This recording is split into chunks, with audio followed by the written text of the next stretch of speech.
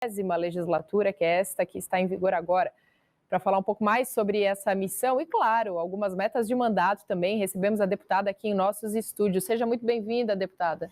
Muito obrigada pelo convite, é um prazer estar aqui conversando com vocês, com o pessoal que acompanha a TV Alesp e falar um pouco desse nosso trabalho, né? Que tem bastante coisa aí pela frente. Sem dúvida. Deputada, a senhora falava aqui nos bastidores para nós que já tem 80 projetos de lei, né, de diversos deputados que fazem parte dessa comissão também, já aguardando para ser apreciados. Muito trabalho para um primeiro mandato, deputada. Muito trabalho e que missão que a gente tem, né? Primeiro mandato, a gente assumiu há um pouco mais de um mês e mesmo assim a gente está com uma missão muito importante. E eu fico grata pelos deputados terem acreditado no meu trabalho, confiarem no meu trabalho para ser presidente de uma comissão tão importante que envolve os servidores também, que a gente sabe que não é fácil, né?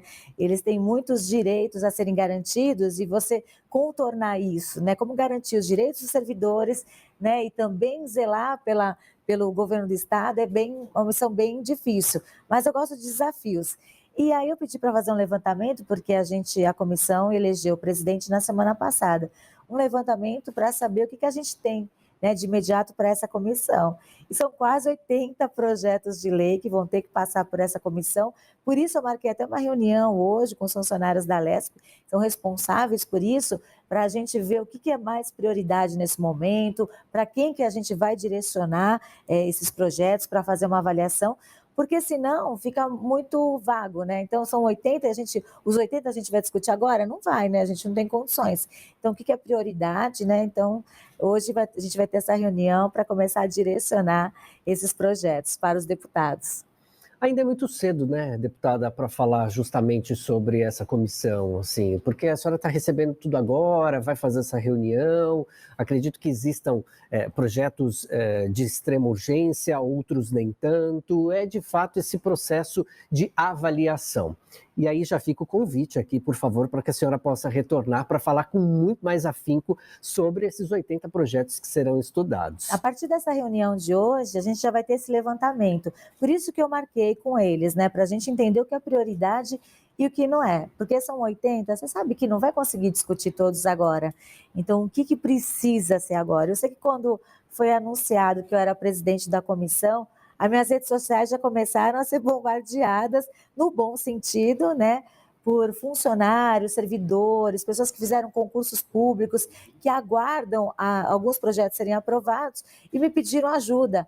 Poxa, Solange, coloca esse projeto de lei para ser discutido. Eu falei assim, olha, fica tranquilo, eu vou olhar todos eles, vou ver o que é prioridade, conversar com os outros deputados da comissão, né, para a gente ver o que deve ser feito nesse momento. E é verdade mesmo, hein? Sabe por quê? Porque ontem, pouco antes de eu deitar, colocar minha cabeça no travesseiro, dei uma checada lá no Instagram da deputada e já vi que, de fato, tem muitos pedidos ali, já as pessoas já... E faz parte, esse é o processo, e que bom que isso acontece.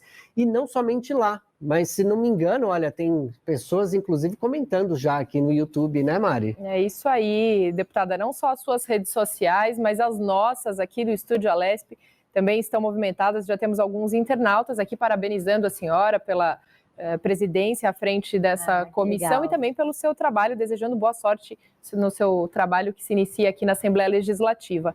Falando em comissão, a senhora também foi eleita suplente de uma outra comissão aqui da casa, que é a Comissão de Direito das Pessoas com Deficiência. A gente sabe que uma das suas principais bandeiras de mandato é justamente a causa autista. Como que a senhora pretende conduzir e, claro, né, conduzir sua participação dentro dessa segunda comissão? A gente não consegue ficar em todas as comissões que a gente gostaria, né? Então, a gente deu prioridade. Então, eu sou presidente dessa comissão, né, da Administração Pública e Relações do Trabalho, que é um desafio bem bacana, mas que vai ser bem legal para conversar com servidores. Saúde também, que é uma das minhas prioridades, e das mulheres, defesa das mulheres. E outras 5 que eu sou suplente. E essa da pessoa com deficiência é a minha causa e é o projeto de lei que nesse ano eu vou lutar com afinco para ele ser aprovado. Eu apresentei esse projeto de lei na semana passada, devo falar sobre ele hoje ou amanhã na tribuna, porque ele surgiu da conversa com as pessoas que estão sofrendo do problema.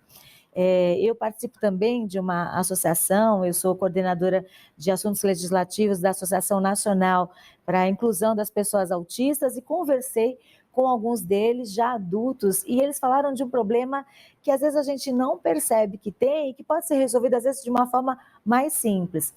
O Arthur, por exemplo, um jovem de 19 anos que faz medicina, até já falei sobre o caso dele aqui. Conversando com ele, ele falou de uma dificuldade que ele teve, por exemplo, para fazer uma prova, né? Ele estava indo muito bem em todas as provas, está no 2º ano de medicina, mas chegou numa determinada prova que ele precisou olhar pelo microscópio, ele tirou uma nota 4. E por que ele foi mal? Porque no microscópio, quando ele olha, vem aquela luz, interfere nele e aquilo causa uma angústia e ele não consegue fazer a prova. E aí ele conversou com a direção da universidade e falou assim, olha, não consigo dessa forma. A universidade, a Unimes, em Santos, falou assim, vamos fazer diferente? Vamos projetar a imagem do microscópio numa tela? E ele fez a prova e tirou nota alta, mais alta até do que os outros. E o que ele falou? Se as universidades elas tivessem um protocolo individualizado de cada aluno, e se você pudesse mudar a avaliação de acordo com o problema daquele aluno, não teria tantos transtornos. Muitos amigos dele, ele disse, desistem da faculdade e às vezes até do ensino regular, porque eles não conseguem fazer provas, por exemplo. Então, ele me ajudou e nós criamos um projeto de lei que a gente deu o nome de PIA, né, que é um protocolo individualizado de avaliação. Então, as pessoas que têm transtornos globais e as pessoas com espectro autista, assim que elas entram no ensino, na faculdade ou no ensino regular, elas vão poder fazer esse cadastro. E aí, cada aluno vai ter um tratamento individualizado. Não vai gerar custos, porque assim, no caso dele, ele tem sensibilidade à luz. Então, se já tem um protocolo, as provas que precisam de iluminação, ele vai ser feito de uma outra forma, já tem resolvido o problema.